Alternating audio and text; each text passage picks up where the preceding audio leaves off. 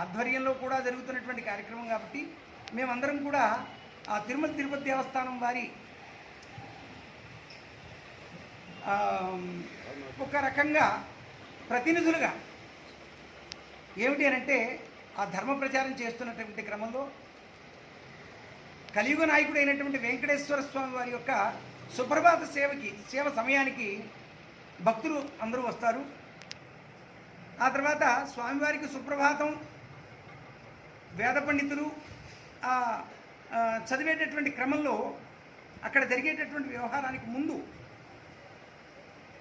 ఒక సన్నిధి కొల్ల ముందుగా వెళ్ళి తాళాలు తెరిచి ముందు ప్రవేశించి ఆ తర్వాత అందరినీ కూడా ఆహ్వానించడం జరుగుతుంది.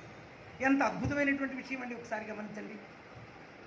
సాధారణంగా ఏమనుకుంటాం మనం అందరం కూడా, మన హైందవ సాంప్రదాయంలో కుల ప్రసక్తి చాలా ఎక్కువ అని అనుకుంటాం.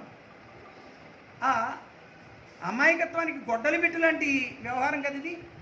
మహానుభావుడు అది స్వామివారి యొక్క నిర్దేశంతోనే సన్నిధిగోల ముందుగా ప్రవేశించడము, తాళ కుంచుకోవాల అది భుజం మీద వేసుకుని అర్చక స్వాములు వెళ్తున్నటువంటి క్రమంలో అది ఒక్కసారి మనం అందరం కూడా అనేక మార్లు చూసి ఉంటాం. ఆ సన్నివేశాన్ని అంతటినీ కూడా మనం కళ్ళ ముందుకు ఒకసారి తెచ్చుకొని వెంకటేశ్వర సుప్రభాతంలోనికి ప్రవేశిద్దాం. ముందు వెండి వాకిలి, ఆ తర్వాత బంగారు వాకిలి, ఆ తర్వాత ముందుగా పురోహితుల్ని మాడవీధులు ఉన్నాయి. మాడవీధులు, ఊరేగింపు వీధులు. అందులో ఉత్తర ద్వారం వైపు ఉత్తరం దిక్కుగా ఉన్నటువంటి మాడవీధిలో అర్చక స్వాములు నివసిస్తూ ఉంటారు. వారికి క్వార్టర్స్, అది వ్యవహారం. ముందు బాగా తెల్లవారుజామునే సన్నిధి వల్ల వెళ్ళి అర్చక స్వాములను మేలుకొల్పడం అంటే అప్పటికే వారు సంధ్యావందనాది కార్యక్రమాలన్నింటినీ కూడా చాలా చక్కగా చేసుకుని వాళ్ళు సిద్ధంగా ఉంటారు. సాంప్రదాయం కనుక వారు ఈ సన్నిధి గోల కోసం ఎదురు చూస్తూ ఉంటారు.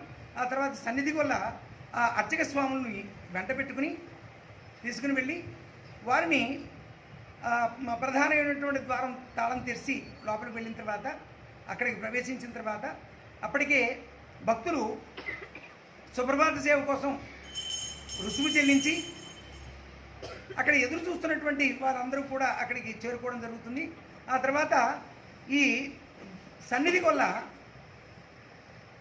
జిఎం గారి ఆశ్రమానికి వెళ్ళి అక్కడ ఉన్నటువంటి పండితుల్ని గురువుగారి యొక్క అనుజ్ఞతో అక్కడికి వచ్చి ఆ ఆలయ ద్వారం తెరిచి లోనికి ప్రవేశించి ఆ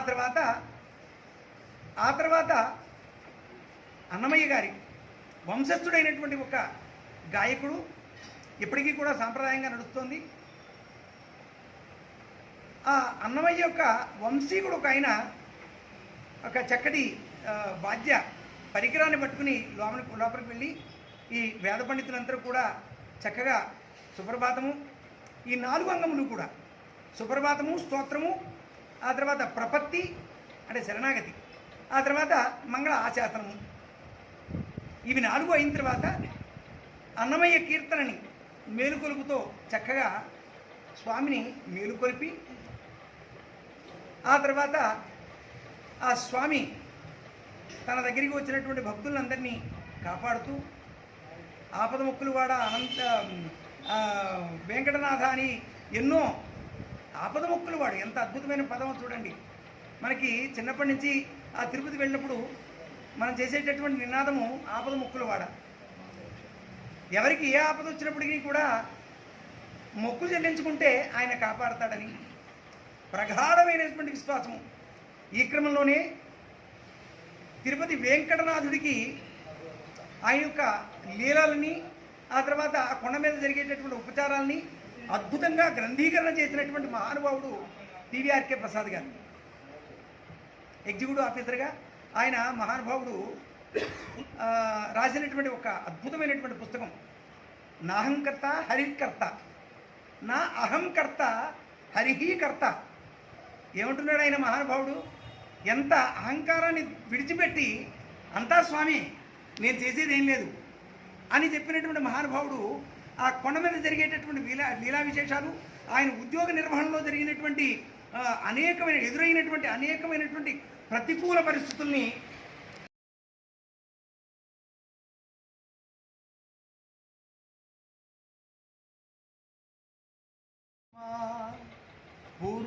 సంధ్యా ప్రవర్తతే ఉత్తిష్ట నరశార్దూల కర్తవ్యం దైవమాహ్నికం.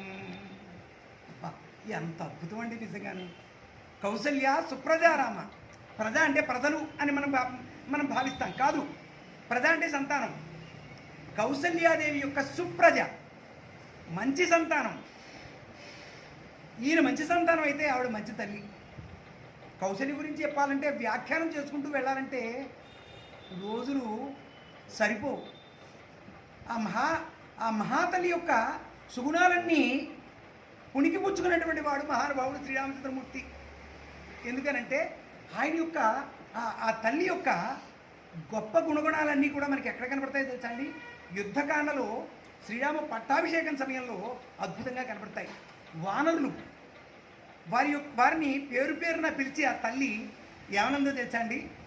నాయన అంగద, నాయన నీల, ఇలా అందరి పేర్లతో చిన్న చిన్న సైనికులను కూడా వారిని అందరినీ కూడా పేరు పేరున పిలిచి వారి యొక్క భార్యలందరినీ కూడా పిలిచి వాళ్ళందరికీ జడలు వేసిందట తల్లి. మూల రామాయణం చెప్తున్న మాట, మనం చెప్తున్న మాట కాదు. అంటే వారికి అలంకరణ చేసి ముచ్చటపడింది. నా కుమారుడు కోసం యుద్ధం చేసినటువంటి వానరులు, ఎక్కడ మహారాజ్ఞి, ఎక్కడ రాజ పట్టమహిషి, ఎక్కడ రాజమాత, ఎక్కడ వానరమూక, వారినందరినీ పేరు పేరున వారి భార్యలకి అలంకరణ చేసి ముచ్చటపడడం ఏమిటండి? ఎంత డౌన్ టు ది ఎర్త్ కాకపోతే ఆ తల్లి ఎలా చేస్తుంది చెప్పండి? అంత అద్భుతం. అలాంటి సుగుణాలన్నింటి కూడా పుణికిపుచ్చుకున్నాడు వాడు కాబట్టి శ్రీరామచంద్రమూర్తి కోసం అయోధ్య ప్రజలందరూ ఎదురు చూస్తూ ఉండేవారు. మళ్ళీ రామాయణంలోనికి పూర్తిగా వెళ్ళిపోతుంటే అక్కడికి వెళ్ళిపోతూ ఉంటుంది, మనసు లాగేస్తూ ఉంటుంది. కాబట్టి కౌసల్య సుప్రజారామ పూర్వ సంధ్యా ప్రవర్తతే. పూర్వ శబ్దానికి తూర్పు అని అర్థం. సంధ్యా ప్రవర్తతే, సంధ్య ఉదయిస్తున్నది. సంధ్య అంటే సంధికాలం కాబట్టి సంధ్య, సంధికాలం కాబట్టి దాన్ని సంధ్య అన్నారు. కాబట్టి సంధ్య ప్రవర్తిల్లుతున్నది. ప్రవర్తించడం అంటే కదలడము, తిరగడము, ఇలాంటి అనేకమైనటువంటి అర్థాలు ఉన్నాయి. తూర్పున తెల్లవారుతున్నది కౌసల్య సుప్రజారామ. కౌసల్య తనయుడైనటువంటి ఓ శ్రీరామచంద్రమూర్తి ఉత్తిష్ట లే. కౌసల్య సుప్రజారామ పూర్వ సంధ్యా ప్రవర్తతే ఉత్తిష్ట నరశార్దూల. శార్దూలము చిన్నతనంలో మాకు అంటే తెలియని వయసులో ఆ సుప్రభాతం ఎప్పుడు విన్నా నరశార్దూల, నరశార్దూల అన్న పదం అంటే విడదీసి నవ్వుకునేవాళ్ళం తెలియక. శార్దూలం అంటే పులి, పెద్ద పులి. ఆ స్వామి నడిచి వస్తుంటే పెద్ద పులి నడిచి వస్తున్నట్టుగా ఉంటుంది. నరశార్దూలం, నరులలో శార్దూలం వంటి వాడు మహానుభావుడు. మానవ జాతికి ఎలా నడుచుకోవాలో చెప్పినటువంటి మహానుభావుడు శ్రీరామచంద్రమూర్తి. కాబట్టి మన పంచాంగంలో కూడా పునరుసు నక్షత్రం యొక్క కందాయి బలాలతో మనం ప్రారంభిస్తాం. ఏమండి? అయితే మానవ జాతికి ఎలాంటి ప్రబోధం చేసినటువంటి మహానుభావుడు, ధర్మాచరణము పట్ల పూనిక కలిగించినటువంటి మహానుభావుడు శ్రీరామచంద్రమూర్తి స్వరూపంలో వెంకటేశ్వర స్వామిని ఈ ప్రతివాది భయంకర అన్నం స్వామి వారు దర్శించారు. మనల్ని అందరినీ కూడా దర్శింపజేస్తున్నారు. ఉత్తిష్ట అంటే పైకి లెమ్ము అని. ఈ ఉత్తిష్ట పదం ఎప్పుడు విన్నా కూడా వివేకానందుడే గుర్తుకొస్తాడు. ఎందుకనంటే ఆయన అన్నాడు ఉత్తిష్ట, యువతని మేల్కొల్పాడు వివేకానందుడు. ఏమన్నాడు? మంచి బ్రహ్మాండమైనటువంటి యువకులు నాకు ఇవ్వండి, ఈ లోకానంతటి మార్చేస్తాడు మహానుభావుడు. కాబట్టి నరులు అంటే యువకులకి ఆయన చెప్పినటువంటి ప్రబోధము ఉత్తిష్ట. లెమ్ము, పడుకోకండి, ఎంతకాలం పడుకుంటారు? ఇక్కడ ఉత్తిష్ట అంటే మేలుకొను, మేలుకొను ఓ నరసార్దూల. ఏమంటున్నాడు? దైవం ఆహ్నికము అని అంటున్నాడు. దైవం ఆహ్నికము. అహశబ్దము పగలు, అహోరాత్రులు అంటాం. మనం కొన్ని పదాలు వింటూ ఉంటే అహోరాత్రులు అంటే పగలు రాత్రి. అహము అంటే అహమునందు చేయదగినటువంటి పనులు ఆహ్నికములు అంటాం. ఆహ్నికములు కాబట్టి ఈ దైవపరమైనటువంటి ఆహ్నికములు నిర్వర్తించవలసి ఉన్నది కనుక లే నాయన అని అన్నాడు. లే స్వామి. నాయన అంటే అర్థం ఏమిటండి? సంస్కృతంలో తండ్రి అని అర్థం. సరే, అయితే మనం మొట్టమొదటి శ్లోకంలో మొదటి 2 పాదాలని మనం వివరించుకున్నాం. ఆ తర్వాత ఉత్తిష్టోత్తిష్ట గోవింద ఉత్తిష్ట గరుడధ్వజ ఉత్తిష్ట కమలాకాంత త్రైలోక్యం మంగళం కురు. కురు అంటే చెయ్యి అని. ఈ కురు అన్న పదం రాగానే ఒక మాట తప్పనిసరిగా గుర్తుకొస్తుంది. ఇక్కడ భగవద్గీతలోని ఒక్క క్షణం పెడతాం. వ్యాఖ్యానంలో ఇవన్నీ కూడా ఉంటాయి తప్పనిసరిగా. స్ఫురణకు వచ్చినటువంటి మంచి విషయాన్ని పంచుకోవడమే ప్రవచనంలో ముఖ్యమైనటువంటి అంగం. కాబట్టి ఇక్కడ భగవద్గీతలో మొట్టమొదటి ధర్మక్షేత్రే కురుక్షేత్రే సమవేత యుయుత్సవ మామకాహ పాండవాచైవ కిమ కుర్వత సంజయ. ఇక్కడ కురుక్షేత్రము, ఇక్కడ ధర్మక్షేత్రే కురుక్షేత్రే అన్న పదబంధాలు వినగానే ఒక రాణిగారు అన్నంతట పండితుడిని ఆయన పండితుడి చేత ఆవిడ భగవద్గీత గానం చేయించుకుంటోంది, వింటోంది. ఆవిడంది చాలండి అంది. అదేమిటమ్మా మనం ప్రారంభంలో ఉన్నాము, ధృతరాష్ట్ర మహారాజు అడుగుతున్నటువంటి శ్లోకాన్ని చెప్తున్నాను అని అంటే, అయ్యా అర్థం సంపూర్ణంగా ఇందులోనే ఉందండి అంది. ఆయన ఆశ్చర్యపోయాడు. ఏమిటమ్మా అని అంటే, ధర్మక్షేత్రే కురుక్షేత్రే అన్న దాంట్లో క్షేత్రే క్షేత్రే ధర్మం కురు. క్షేత్రము అనంటే ప్రదేశము, క్షేత్రము అనంటే శరీరము. క్షేత్రే క్షేత్రే ఏ శరీరము ధరించినప్పటికీ కూడా ధర్మము చెయ్యి అనేటటువంటి ప్రబోధం కనబడుతుందండి అన్నది. మహానుభావురాలు ఆవిడ, ఒక రాణిగారు. చూడండి ఎంత అద్భుతమైనటువంటి మాట. అంటే కురు అంటే చెయ్యి, ధర్మం కురు, క్షేత్రే క్షేత్రే ధర్మం కురు అని కదా అంది. ఇక్కడ త్రైలోక్యం మంగళం కురు అని అంటున్నారు. ఈ గోవింద ఉత్తిష్ట గరుడధ్వజ, గరుడధ్వజం. ఇక్కడ ఇందులో వాడబడినటువంటి ప్రతి పదాన్ని మనం వివరించుకుంటూ చూసుకుంటూ ఆనందిస్తూ పెడితే ఏళ్ళు పూలు చాలవు. సరే, ఉత్తిష్టోత్తిష్ట లేలెమ్ము అని ఆయన చేస్తున్నారు. ఎంతో భక్తితో సభక్తికంగా ఉత్తిష్టోత్తిష్ట గోవింద ఉత్తిష్ట గరుడధ్వజ. గరుడధ్వజుడిగా వెంకటేశ్వర స్వామి వారిని అన్నన్ స్వామి వారు దర్శించారు. గరుడ అల్వారు వైష్ణవ సాంప్రదాయంలో అల్వారు అనే పదం ఉన్నది. అది ఏమిటి అని అంటే, భక్తిలో నిండా మునిగిపోయినటువంటి వారిని ఆళ్వారులు అంటారు. ఆ తర్వాత అమ్మవారి దగ్గరికే వెళ్ళాడు. మూడవ లేదా 4వ శ్లోకంలో మహానుభావుడు. ఇక్కడ గోవింద శబ్దానికి అర్థాలు ఎన్ని ఉన్నాయండి? బోర్లు ఉన్నాయి.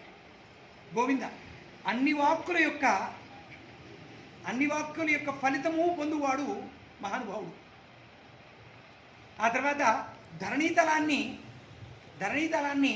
లోకములకు అందించినటువంటి వాడు కాబట్టి ఆయన గోవిందుడు. గోవులను కాపాడాడు కాబట్టి ఆయన గోవిందుడు. గోశబ్దము వేదములు, ఆ తర్వాత గోవులు, పవిత్రమైనటువంటి విషయాలు చాలా గోశబ్దానికి అర్థాలుగా ఉన్నాయి. గోవిందుడు లోకానికంతటికి ఈ భూమిని అందించిన వాడు కాబట్టి గోవిందుడయ్యాడు. దానికి శ్లోకం కూడా ఏమిటంటున్నాడంటే,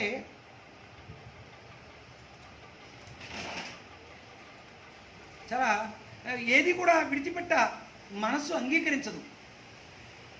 నాష్టాం వై ధరణీం పూర్వం అవిందం వై గుహాగత గోవింద ఇది తేనాహం దైవైర్ వాగ్ విష్ణుత. ఏమిటంటున్నాడంటే, హిరణ్యాక్ష హిరణ్యకశిపులు, అందులో హిరణ్యాక్షుడు భూమిని చుట్టకింద చుట్టి పాతాళంలో పడిచేట. గుహాగతం అనంటే గుహ శబ్దానికి అనేక అర్థాలు ఉన్నాయి. అంటే పాతాళ లోకంలో అంటే నీటి మడుగులో అన్న కూడా అర్థం కూడా వస్తుంది. అలా భూమికి అడుగు పాతాళంలో అంటే అసలు భూమి లేకపోతే మొత్తం అంతా కూడా ప్రళయంగా అంతా కూడా సర్వం జలమయంగా ఉంటే, భూమి లోపలికి వెళ్ళిపోతే అందులో ఆదివిరాహంగా ఆయన తన యొక్క కొమ్ములపై కోరలపై కూర్చోబెట్టి పైకి తీసుకొచ్చాడు కాబట్టి ఆయన్ని గోవిందుడు అని అన్నాడు. ఆ తర్వాత ఒకానొక సమయంలో ఇక్కడ భాగవతంలోనికి వెళ్ళాలి. ఒకానొక సమయంలో బ్రహ్మగారు బాలకృష్ణుడి యొక్క గొప్పతనాన్ని గుర్తించలేక ఒక రకమైనటువంటి అతిశయంతో ఆయన పాలిస్తున్నటువంటి గోవులన్నింటినీ కూడా మాయం చేసేసాట. అప్పుడు కృష్ణుడు ఏం చేస్తాడో చూద్దామని. కృష్ణుడు ఏం చేస్తాడు? నాటక సూత్రధారి అయిన మహానుభావుడు. వెంటనే బ్రహ్మగారు అలా మాయం చేశాడో లేదో, ఆయన అన్నింటినీ కూడా ఎన్ని గోవుల్ని, వాటి యొక్క వయసులు, ఆ గో వత్సములు అంటే లేగదూడలు, ఆ లేగదూడల యొక్క వయస్సులతో సహా అలాగే మళ్ళీ వాటన్నిటినీ కూడా పునఃసృష్టి చేసి వాటిని పాలిస్తూ ఉన్నాడు. బ్రహ్మగారు ఆశ్చర్యపోయాడు, ఏమిటిది, అతను ఎవరు, ఏమిటిది అని భూమి మీదకి వచ్చి ఆ తర్వాత బ్రహ్మగారు ఇంద్రుడు ఇద్దరు కూడా వచ్చి కాలమే పడ్డారు. అహంకారం తొలగిపోయింది. అహంకరించినటువంటి వాళ్ళందరికీ కూడా అహంకారం తొలగించడమే స్వామి పని. కాబట్టి అలా ఎప్పుడైతే తొలగించాడో అప్పుడు బ్రహ్మగారు ఇంద్రుడు చేసినటువంటి స్తోత్రంలో ఏమనంటారు అంటే, అహం కీలేంద్రో దేవానం త్వం గవాం ఇంద్రతాం గతః గోవింద ఇది లోకస్వాం శోష్యంతి భూమి శాశ్వతం. లోకమంతా కూడా గోవుల్ని మళ్ళీ పొందింపజేసావు కదా, అందుకని నిన్ను గోవిందుడని లోకమంతా కూడా శోష్యంతి స్తోత్రం చేస్తారయ్యా అని అన్నారు. నేనైతే మామూలుగా కీలేంద్రుణ్ణి, ఇంద్రుని మాత్రమే, కానీ నీవు గోవులకు ఇంద్రుడవు అని చెప్పారు. ఆ తర్వాత సరస్వతీదేవి యొక్క సంపూర్ణమైనటువంటి స్వరూపం తెలిసినటువంటి వాడు కాబట్టి ఈయన గోవిందుడు అని అన్నారు. అందరికీ కూడా సరస్వతి ప్రదానం చేసేటటువంటి వాడు. ఆ తర్వాత ఈ విధంగా అనేకమైనటువంటి వ్యాఖ్యానములు మహానుభావులు మనకి అందించినటువంటి ఈ పాఠాలు లేకపోతే మన పరిస్థితి ఏమిటి, మనకి జ్ఞానం ఎలా ఉద్దీపనం చెందుతుంది. కాబట్టి తర్వాత మాత సమస్త జగతాం మధుకైట భారే వక్షో విహారిణి మనోహర దివ్యమూర్తే శ్రీస్వామిని త్రితజన ప్రియదానశీలే శ్రీ వెంకటేశ దయితే తవ సుప్రభాతం. ఏమంటాడు, మాత సమస్త జగతాం. ఇప్పుడు స్వామిని పొగిడాడు కదూ, ఆ తర్వాత అమ్మవారి దగ్గరికి వచ్చాడు. మాత సమస్త జగతాం, ఆయన తండ్రి అయితే లక్ష్మీదేవి తల్లి, అంతే కదండి. ఇక్కడ నిన్నటి రోజున ఒక చక్కటి నామానికి అర్థం గురుగారు వివరిస్తూ ఏమిటన్నారు, అమ్మవారి అయ్యవారి యొక్క శృంగారాన్ని. ఇక్కడ ఒక 100 మంది ఉన్నారు, 30 దేవతలు, ఎక్కడ చెప్తాం, చెప్పలేము. వాసవాద్య అంటే దేవతలందరూ వచ్చేస్తారు. అంటే వాసవుడు అంటే ఇంద్రుడు, వాసవుడు అంటే వాసుదేవుడు, కాబట్టి వసుదేవుడు కుమారుడు కాబట్టి వాసుదేవుడు. వాసవానుజుడు ఏమండి, ఇంద్రుడికి తమ్ముడు త్రివిక్రమావతారం. వాసవాద్య ఎవరెవరు వచ్చారో చూద్దాం. పంచాననుడు అంటే శివుడికి పంచముఖ పశుపతి నాథుడు, ఆయనకి 5 ముఖాలు ఉన్నాయి. సద్యోజాతం ప్రపద్యామి, ఇవన్నీ కూడా ఉన్నాయి. సద్యోజాతము, వామదేవము, అఘోరము, ఈశానము, ఇవన్నీ కూడా ముఖములు. ఆ స్వామికి ఒక్కొక్క ముఖమునకు ఒక్కొక్క స్తుతి, నమ్మకం అదే చెప్తుంది, నమోకమైంది. కాబట్టి అలా పంచాననుడు, అందుకని పంచాననుడు శివుడు వస్తున్నట్ట. మరి శివాయి విష్ణురూపాయ ప్రారంభంలోనే చెప్పుకున్నాం. కాబట్టి శివ పంచానన అబ్జభవుడు అంటే కమలంలో పుట్టివాడు, భవుడు అంటే జన్మించినవాడు. అభవుడు అంటే జన్మమే లేనివాడు శివపరమాత్మ. అభవుడు, ఆయన జన్మం లేదు ఏమండి. ఆ తర్వాత ఇలా గుర్తు చేసుకుంటూ వెళ్తే అనేకమైనటువంటి ప్రమాణాలు వస్తుంటాయి. పంచాననాబ్జ భవ షణ్ముఖుడు, ఈయన పంచాననుడు అయితే కుమారుడు ఒక ఆకు ఎక్కువ చదివాడు. షణ్ముఖుడు మహానుభావుడు. షణ్ముఖుడు అంటే కుమారస్వామి వాసవుడు, ఆద్యాహ. మామ అల్లుళ్ళు ఇద్దరు వస్తున్నారండి, ఆశ్చర్యం. ఒక మామగారిని కొలవడానికి ఇంకో మామగారితోటి షణ్ముఖుడు వస్తున్నాడు. ఏ విధంగా దేవేంద్రుడు మన షణ్ముఖుడికి మామగారు.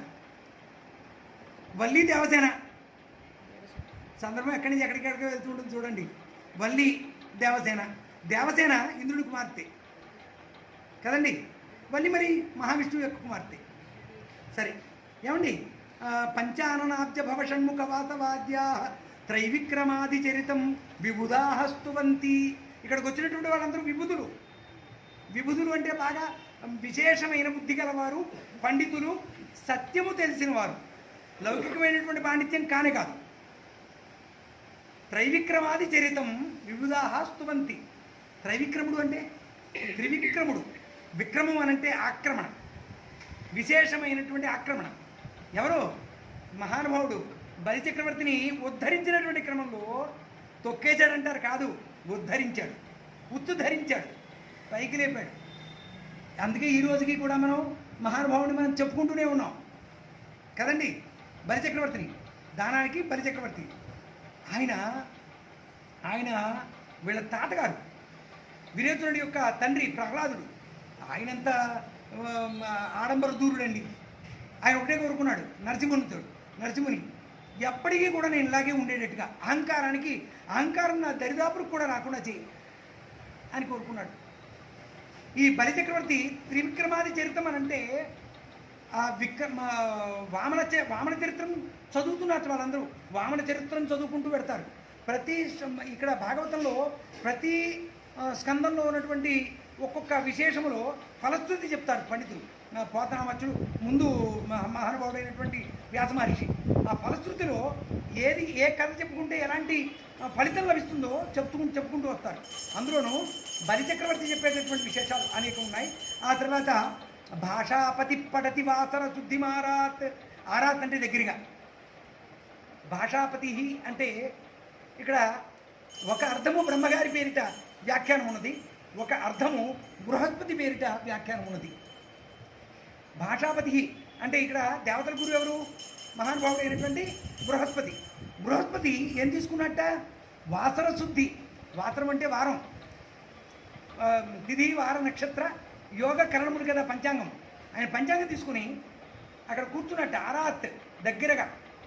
ఆయన వెంకటాద్రికి ముందే వచ్చేసాడు. వీళ్ళందరూ వచ్చేసే ముందుగానే ఈయన మహానుభావుడు అయినటువంటి బృహస్పతి దేవతల గురువు వచ్చి కూర్చుని పంచాంగం తీస్తున్నాడు. పంచాంగంలో ఈరోజు ఈ విశేషము, ఈరోజు ఈ విశేషము, ఈ తిథి, ఈ నక్షత్రము, ఈ సమయము, ఇవన్నీ కూడా ఆయన చదువుతున్నట్ట. పంచాంగం గురించినటువంటి వ్యాఖ్యానం చేసుకుంటూ పెడితే అద్భుతం. కానీ సమయాభావం వలన కుదరడం లేదు. భాషాపతి పటతి వాసర శుద్ధి మారాత్ దగ్గరగా కూర్చుని, ఆదాయ అంటే తీసుకొని, ఆరాత్ అంటే దగ్గరగా. ఈ పదాలతో మనం పరిచయం పెంచుకున్నాం అనుకోండి, చాలా బాగుంటుంది. శేషాద్రి శేఖర విభో తవ సుప్రభాతం. శేషాద్రి, అంజనాద్రి, వృషభాద్రి, వృషాద్రి, ఏమండి ఈ సప్త ఋషీశ్వరుడుగా, సప్త శైలేశ్వరుడు మహానుభావుడు, సప్త శైలేశ్వరుడు.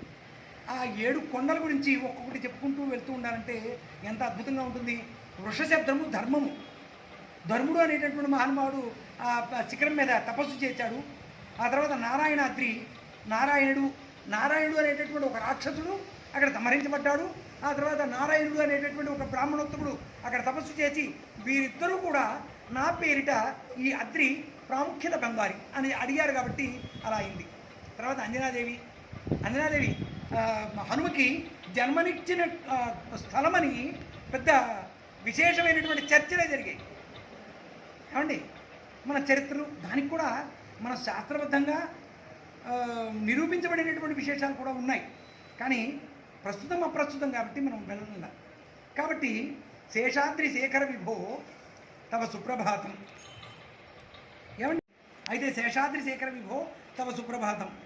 ఉన్మీల్య నేత్రయుగముత్తమ పంజరస్థా పాత్రావశిష్ట కదలీఫల పాయసాని భుక్వా సలీల మధుకేళి సుఖా పఠంతి శేషాద్రి శేఖర విభో తవ సుప్రభాతం. పంజరస్థమైనటువంటి చిలుక, కేళీ సుఖా. కేళి అంటే ఆట.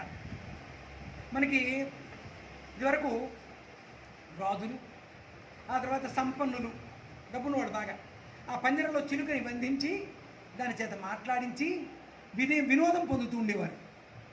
అసలు చిలుక పలుకులు అన్న మాట మీదే మళ్ళీ పెద్ద వ్యాఖ్యానం. అయితే ఇక్కడ ఏమంటున్నాడు? ఉన్మీల్య నేత్రయుగముత్తమ పంజరస్థా.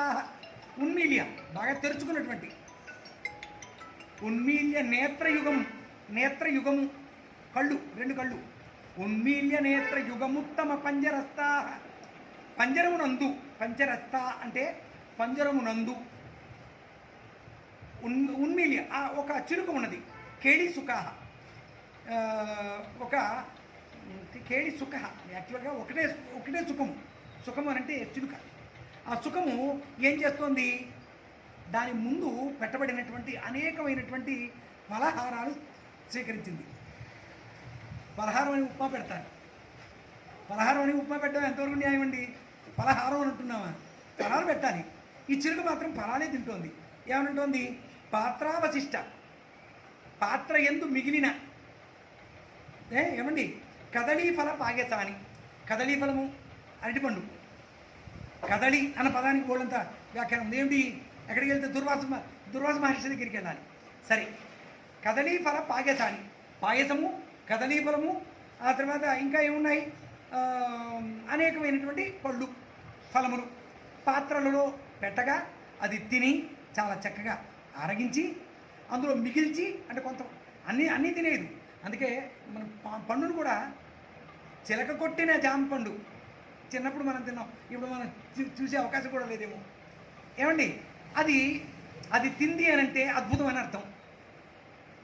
మంచి చెఫ్ అనమాట, ముందుగా టేస్ట్ చేసి మనందరికీ ఇస్తుంది.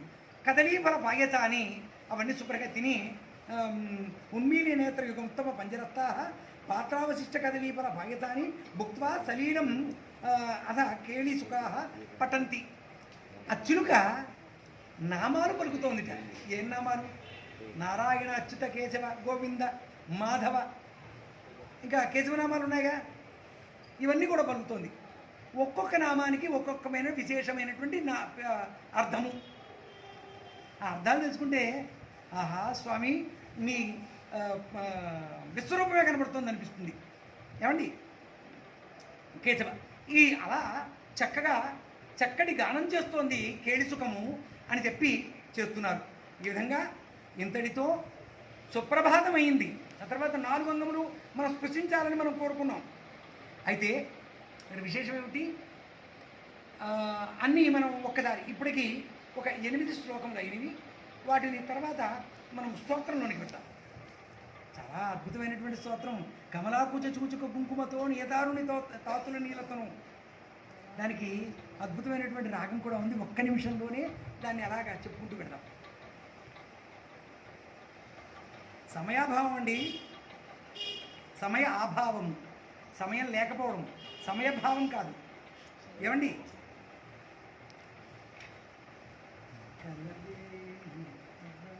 దీంట్లో ఒక 3 మాత్రం మనం గమనించుకొని వెళ్ళిపోదాం. ఏమండి,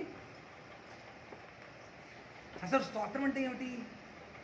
స్తోత్రం అంటేట ఎక్కడ స్వామి స్తోత్రం జరుగుతుందో అక్కడ ద్రవంతి దైత్యాహ నమంతి దేవతలు నమస్కారం చేస్తారు. ఎక్కడ స్తోత్రం వినపడినా, ఇక్కడ స్తోత్రం జరుగుతుంది కదా, దేవతలు నమస్కారం చేస్తారు.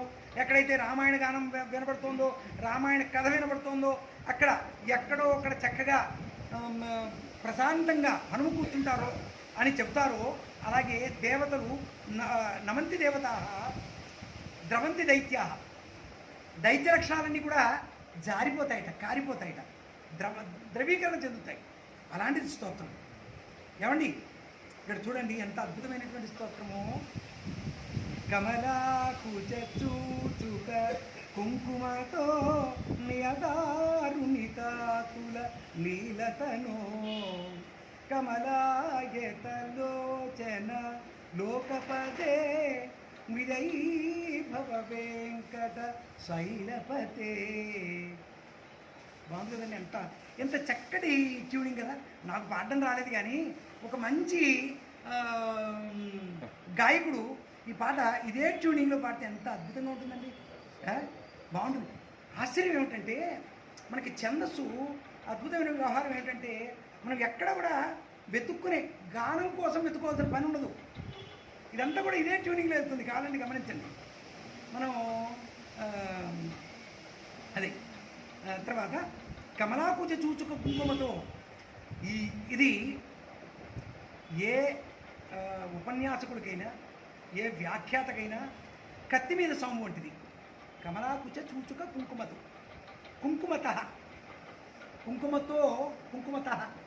ఏమండి, కమల అమ్మవారు,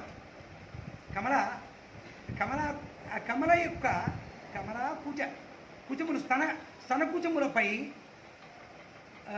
మైపూతగా అలంకరించబడినటువంటి కుంకుమ ఈయన వక్షస్థలానికి అంటుకుంది. దాన్ని మనమందరం బిడ్డలంగా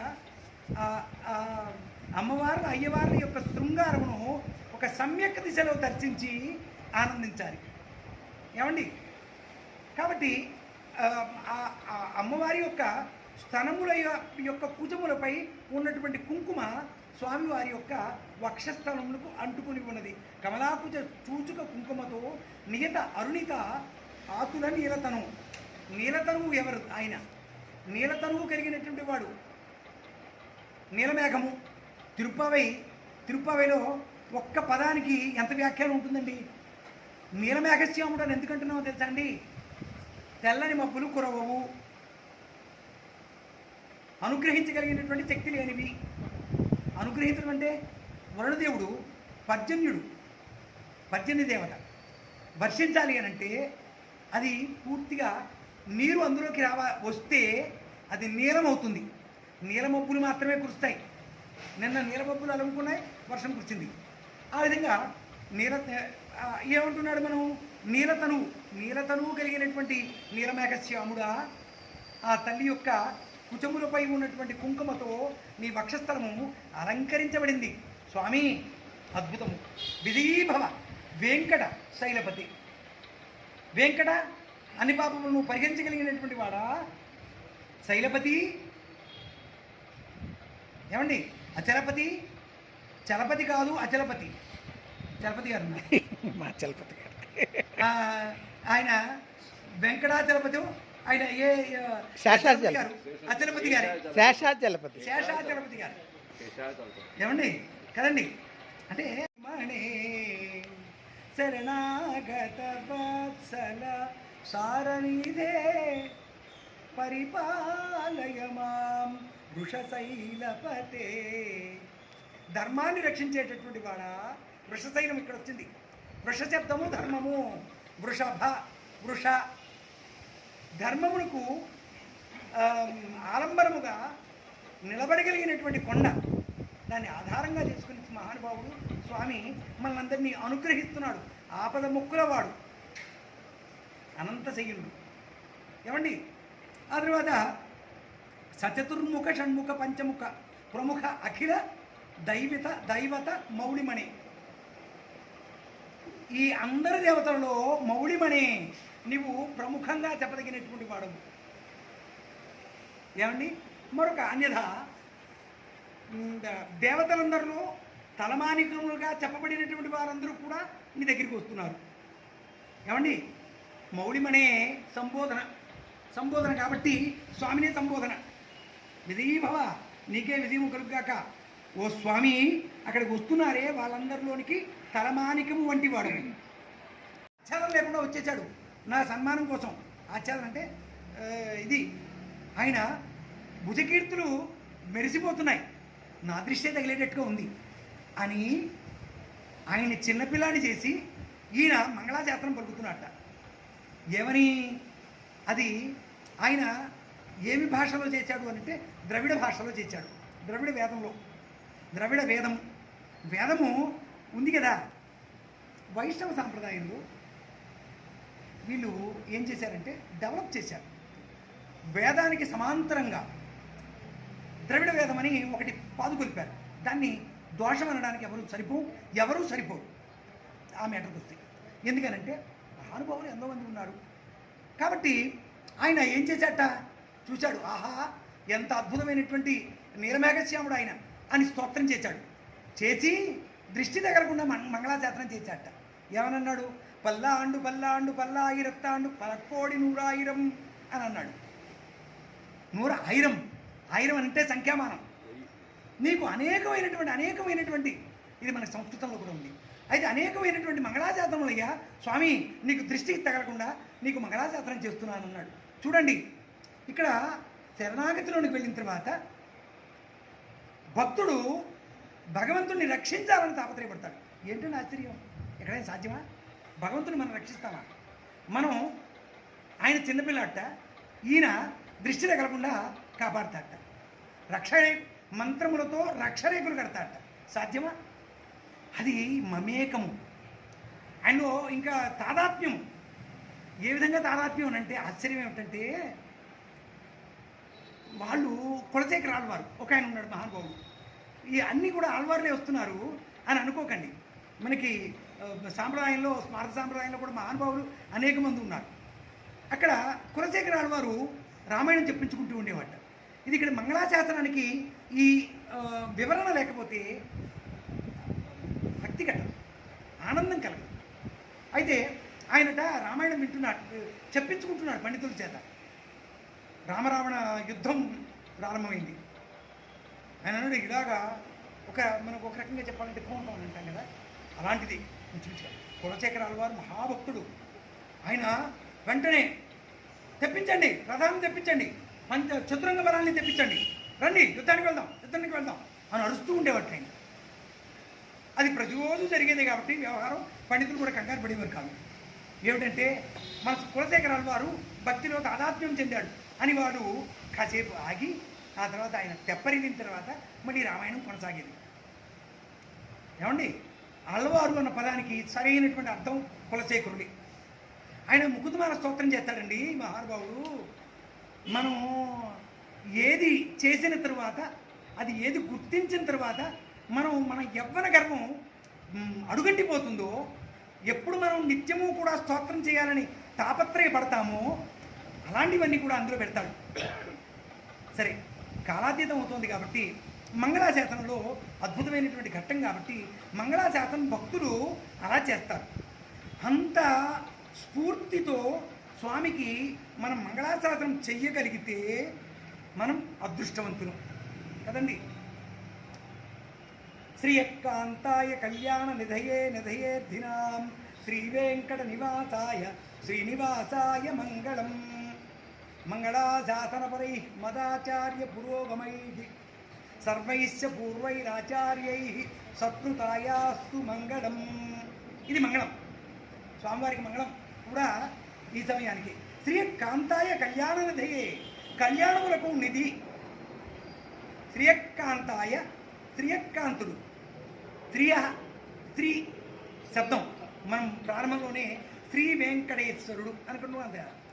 ఆ స్త్రీ అమ్మవారు 6 లక్షణాలతో దేదీప్యమానంగా వెలిగిపోతూ ఉంటుంది. మీ ఒక రకంగా చెప్పాలంటే అలసటని కాదు కానీ ఒక్కొక్క పదం అలా గుర్తుకొస్తుంటే మహదానందం. శ్రీయతే యా సా స్త్రీ. ఏమండి, తర్వాత శృణాతి ఇది, శృణాతి యా సా స్త్రీ. యా అంటే ఎవరైతే, సా అంటే ఆవిడ, సహ అంటే అతడు. సంస్కృతంలో సహ అంటే అతడు.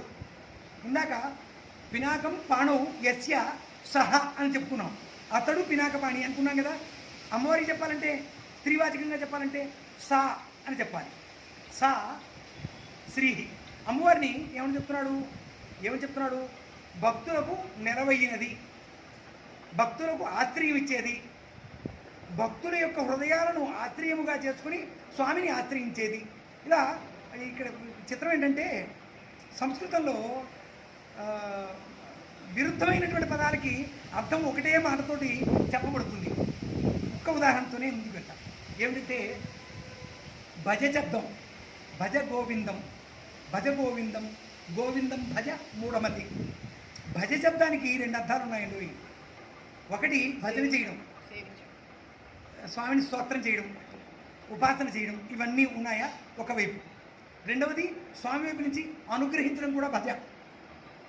ఎందుకు ఏంటి ఇంత కాన్ఫిడెంట్గా ఎలా చెప్తున్నావు అనంటే, ఏ యథామాం ప్రపద్యంతే తాం తథైవ భజామ్యహం, భజామి అహం. నేను వారిని ఏ యథామాం, ఎవరు ఏ రూపంతో నన్ను ఏ యథామాం ప్రపద్యంతే శరణు పొందుతారో వారికి నేను ఆ రూపంలో కనపడతాను. అది కదా అర్థం.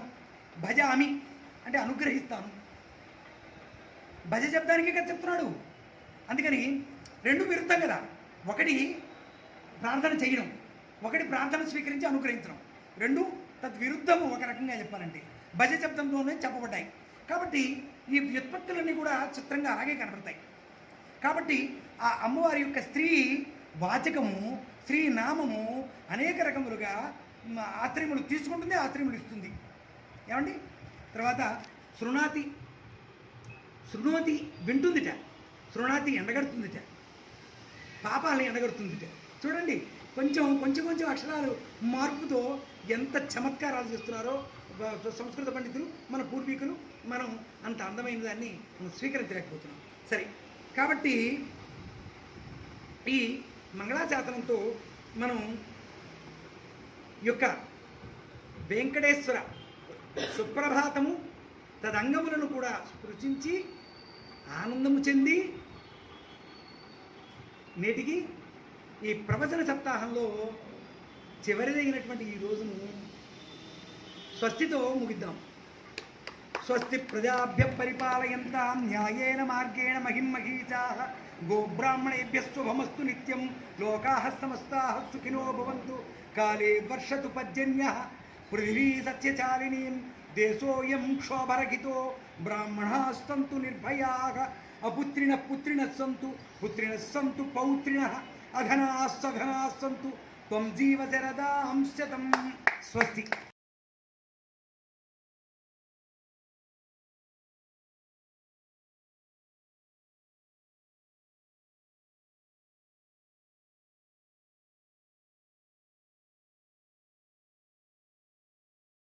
సేవించడానికి మన మనస్సును కూడా వెళ్ళిపోతూ ఉండాలి. ఎంత చక్కగా ఉంటుంది. అత్ర్యాది సప్త ఋషయ సముపాస్య సంధ్యాం. ఎలా వచ్చారు వాళ్ళు? సంధ్యావందనాది అనుష్ఠానములు పూర్తి చేసుకుని వచ్చారు. అత్రి ఆది, అత్రి ఆది, అత్రి ఆది. మనం ఈ సందర్భంగానే అర్థ వివరణ చేసుకుంటున్నటువంటి క్రమంలోనే సంస్కృతంతో కొంచెమైనా అనుబంధం పెంచుకుంటూ ఉంటే, పరిచయం పెంచుకునే ముందు తర్వాత అనుబంధం పెంచుకుంటూ ఉంటే చాలా బాగుంటుంది. ఎంత అద్భుతమైనటువంటి స్తోత్ర సాహిత్యం ఉందండి. కాబట్టి అత్ర్యాది సప్త ఋషయ సముపాస్య సంధ్యాం. సముపాస్య ఉపాసించి, సంధ్యావందనాన్ని ఉపాసించి, సంధ్యావందనాది క్రతువులు ఉపాసించి. ఎందుకు? సంధ్యావందనం గురించి చెప్పుకోవాల్సినటువంటి మాట అత్యవసరము. ఏమిటి అనంటే ద్విజులు అందరూ సంధ్యావందనము చేయాలి. అంటే ద్విజులేనా? అందరూ చేయాలి. మనకి మన మన పూర్వశాస్త్రములు ఏం చెప్పాయంటే, మనం తెలుసుకోలేక అజ్ఞానంలో ఉన్నాం. కానీ ఏమంటున్నానంటే, వేదోక్తంగా వేదమునకు అర్హత ఉన్నటువంటి వారు చేయాలి, లేదా సూర్యుని ఉపాసించాలి. శ్రామికుడు ఉన్నాడు, సంధ్యావందనం చేస్తూ కూర్చుంటే కుదరదు. వారికి అవి చెప్పబడలేదు. కాబట్టి వారు ఉదయిస్తున్నటువంటి సూర్యుడిని ఉపాసన చేయమని చెప్పారు. సవితృశక్తి. ఇక్కడ ఇంకొక విశేషం చెప్పుకోవాలి. ఎరుకమాంబ అమ్మవారిని ఎరుకమాంబ ఉంది కదా, గ్రామదేవత ఎరుకమాంబ. ఎరుకమాంబ అంటే ఎవరు కాదు, జ్ఞానాంబే, జ్ఞానస్వరూపిణి, సరస్వతీ స్వరూపము. ఆ తర్వాత దిక్కులకి తల్లి. ఏమండి? ఎల్లమ్మ తల్లి. ఎల్లలు అంటే ఏమిటి? దిక్కులు అంటే దిగ్దేవత అని చెప్పడం. చూడండి, అంటే ఆ తల్లి గ్రామదేవతగా తన పేరుని లోకజన వ్యవహారికంగా తన తల్లి ఆ పేరిట ప్రసిద్ధమవుతూ ఉంటుంది. ఏమండి?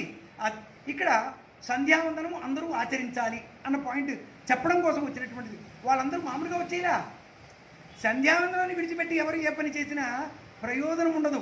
చాలామంది పెద్దలు అంటూ ఉంటారు, సంధ్యావందనం నేను నేర్చుకోలేదండి, కానీ గాయత్రి చేస్తానుండోయ్. గాయత్రి ఉపాసించాలంటే దిగ్బంధనం ఉండాలి తప్పనిసరిగా. ఏమిటి? అందుకే ముందు వెనుకలు మనకి కొన్ని అంగాలు చెప్పబడి ఉన్నాయి. వాటినన్నింటినీ కూడా మళ్ళీ వివరంగా చూసుకోవాలి. అందుకని అత్ర్యాది సప్త ఋషయ సముపాస్య సంధ్యాం. వారందరూ సంధ్యావందనం తీర్చుకొని అత్రి, కశ్యపుడు, వీరందరూ కూడా అత్ర్యాది, విశ్వామిత్రుడు, వశిష్ఠుడు, వీరందరూ కూడా చక్కగా వచ్చి ఉన్నారు. ఆ తర్వాత ఏమంటున్నారు? ఆకాశ సింధు కమలాని మనోహరాణి.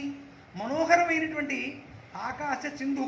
ఆకాశ సింధు అంటే మనకి గంగాదేవి. ఆ తల్లి త్రిపదగా 3 పదాల్లోనూ ప్రయాణించింది. ఆకాశంలో ప్రయాణించింది. ముందు ఆ అమ్మవారు ఎక్కడుంది? గంగాదేవి ఆకాశంలోనే ఉంది.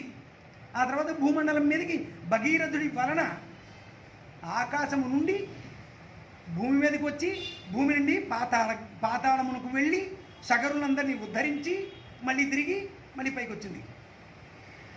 అందుకనే ఇక్కడ పాతాళగంగ కూడా ఉంది. తిరుపతిలో కూడా మనకి ద్యోతకం అవుతుంది. అయితే విశేషం ఏమిటంటే అక్కడ ఆకాశ సింధు కమలాని మనోహరాని వీళ్ళందరూ కూడా దేవతలందరూ కూడా వస్తున్నారట. ఏమండి అత్రియాది సప్త ఋషయ సముపాచ్య సంధ్యాం. అత్రి మొదలైనటువంటి సప్తఋషులు వారు భూచరులు మాత్రమే కాదు, ఆకాశచరులు కూడా, తపశ్శక్తి సంపన్నులు, ఖేచరులు కూడా. ఖా అంటే అంతరిక్షం, అంతరిక్షంలో కూడా వస్తుంటారు వాళ్ళు. స్వామిని కొలుచుకుందామని వస్తూ ఉన్న క్రమంలో ఆకాశ సింధువు కనిపించింది, ఆకాశ గంగ. ఆ గంగలో కమలములు ఉన్నాయి, ఎక్కడైనా కమలములు ఉంటాయి. అసలు గంగ అంటేనే కమలములు కూడా ఉంది. వాళ్ళు అలా వస్తున్నారు, వస్తుంటే ఆకాశ గంగలో కమలములు కనిపించాయి. ఆకాశ సింధు కమలాని మనోహరాని, మనోహరమైనటువంటి ఒక కమలం తీసుకున్నారు.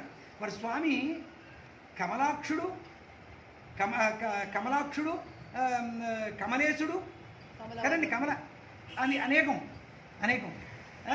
కాబట్టి ఆ కమలేశుణ్ణి అర్చించాలంటే కమలమే తీసుకువెళ్ళాలనేటటువంటి భావనతో అత్రియాది సప్తఋషయ సముపాస్య సంధ్యాం ఆదాయ వాళ్ళు తీసుకున్నారు. ఏం తీసుకున్నారు? ఆకాశ సింధు కమలాని మనోహరాణి ఆదాయ స్వీకరించి తీసుకొని, ఆదాయం ఆదాయం అని అంటాం కదా, ఆదాయం అంటే ఇది సంస్కృత పదమే, తీసుకొనబడినది అని అర్థం. దాయం అంటే ఇవ్వబడింది, ఆదాయం అంటే తీసుకొనబడింది. సరే, ఆదాయ స్వీకరించి తీసుకున్నారు. ఆకాశగంగలో బ్రహ్మాండమైనటువంటి కమలం కనిపించిందండి, తీసుకోండి. ఏమయ్యా అత్రి, ఏమయ్యా వశిష్ఠ, తీసుకోకూడి. అలా వాళ్ళందరూ కూడా మహదానందంగా తీసుకుని వస్తున్నారు. ఆదాయ సింధు కమలాని మనోహరాణి, ఆకాశ సింధు కమలాని మనోహరాని ఆదాయ పాద యుగమర్చిగితం ప్రపన్నాహ. ఎలా వస్తున్నారు? మామూలుగా రావట్లా, ప్రపన్నాహ శరణాగతితో వస్తున్నారు. నీవు తప్ప మమ్మల్ని కాచగలిగిన దైవము మరొకడు లేడు అనే భావనతో వస్తూ ఆవిని తీసుకొని నీ దగ్గరికి వస్తున్నారు. వెంకటేశ్వర నీకు సుప్రభాతం అగ్గుగాక. ఇక సప్తర్షుల గురించి చెప్పుకోవాలంటే సప్తర్షి వైభవమే సబ్జెక్టు. ఎంత అందులో ఒక గౌతముడు ఉన్నాడంటే వ్యవసాయ రంగంలో ఆయన చేసినటువంటి కృషి, గోపాలన, ఒకటి కాదు ఒక్కొక్కడు మహానుభావుడు. అసలు ఈ తపస్సు యొక్క శక్తిని చెప్పగలిగినటువంటి మహానుభావుడు వశిష్ఠుడు. ఆయన నుంచి అందిపుచ్చుకున్నటువంటి వాడు విశ్వామిత్రుడు. ఈ రాజరికం ఏమిటండి? రాజుకు ఉన్న అధికారము ఒక అధికారమా? బ్రాహ్మణుడు తపస్సుచే పొందినటువంటి శక్తి ముందు రాజుల యొక్క అధికారములు ఏమూలకి అని గుర్తించి తపస్సు చేసి ఎంత ఉచ్చస్థితికి వెళ్ళాడు విశ్వామిత్రుడు. సాక్షాత్తు వశిష్ఠుడి చేత శభాష్ నీవు బ్రహ్మశివైనావు అని వశిష్ఠుడు చెప్తే అప్పుడు ఒప్పుకున్నాడు. లేదు, ఇంకా నేను తపస్సు చేస్తానంటున్నాడు. బ్రహ్మగారు అన్నారు కాదు, వశిష్ఠుడు చెప్పాలి. ఎందుకు? గ్రెడ్జిపోయింది ఎప్పుడో. గ్రెడ్జి చాలా చిన్న స్టేజ్లో ఉంటుంది. మీరు గమనించండి, మన ఇద్దరు కొట్టుకుంటున్నారంటే అమాయకత్వంలో ఉన్నట్టుగానే మనం భావన చేయాలి. కానీ మానవమాత్రం కాదు, మనం మానవమాత్రం కదా, ఈ దేహాన్ని ధరించాం కాబట్టి కొన్ని ఉంటాయి, తప్పదు. సరే, ఆదాయ పాదయుగమర్చితం ప్రపన్నాహ వాళ్ళు సంపూర్ణమైనటువంటి శరణాగతితో నీ దగ్గరికి వస్తున్నారయ్యా అని ప్రతివాది భయంకర అన్నను స్వామివారు స్వామి నీకు సుప్రభాతం ఒగ్గుగాక అని చెప్పారు. ఆ తర్వాత అక్కడ బ్రహ్మగారు ఏమండి బ్రహ్మగారు మొదలైనటువంటి వారందరూ కూడా ఏ విధంగా స్తోత్రం చేస్తున్నారు అనేది అనేక రకాలుగా వాళ్ళు